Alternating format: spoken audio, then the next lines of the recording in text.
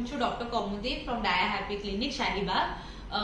આજે મારા સાથે છે જમના દેવી, જેમની ઉંમર 53 યર્સ છે અને આ એમના સન છે.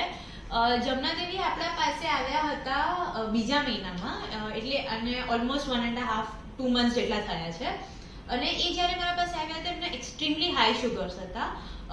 સો એમના સન આપણને કહેશે કે જ્યારે આપણે અમારા પાસે આવ્યા હતા ત્યારે એમને શું શું તકલીફ થતી હતી અને તમે અમારા પાસે કેમ આવ્યા હતા?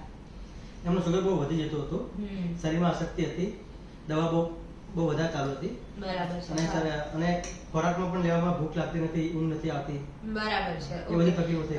તમે અમને કહી શકો કે તમે જ્યારે ઘરે ચેક કરતા હતા કે જે રિપોર્ટ કરાયો હતો એમાં કેટલું શુગર હતું તમારું જ્યારે તમે મારા પાસે આવ્યા તેના પહેલા? લગભગ 300 ઉપર જતો હતા.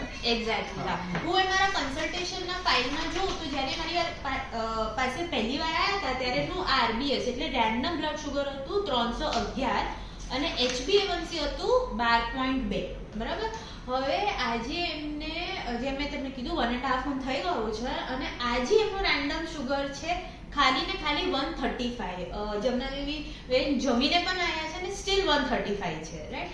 સો આંટી તમને કેવું લાગે છે? તમને શરીરમાં કેવું લાગે છે અને સ્ફૂર્તિ કેવી છે તમારે અને તમને કોઈ તકલીફ હવે થાય છે કે ઓવરઓલ તમને કેવું ફીલ થાય છે? સારું છે, મને કોઈ તકલીફ નહીં શરીર, કોઈ તકલીફ નથી. બરાબર. અને તમારું વજન પણ ઘટ્યું છે 4 કિલો. બરાબર છે. ઓકે, સરસ છે. મને સરસ છે, right. So as you can see કે જે પેશન્ટ્સને જમના દેવી હાઉસવાઈફ છે, એ ઘરનું બધું જ કામ કરે છે, હજી બહુ ટાઈમ આપી નથી શકતા એક્સરસાઇઝ માટે, તો પણ તમે બહુ સારી રીતે તમારા શુગર કંટ્રોલ કરી શકો છો with very small acts, right?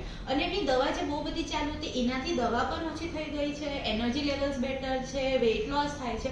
So overall બહુ સારું છે. અને હવે અમે 1.5 મંથ પછી એમનું HbA1c કરાવીશું એટલે ખબર પડશે કે કેટલું ઇમ્પ્રુવમેન્ટ થયું છે.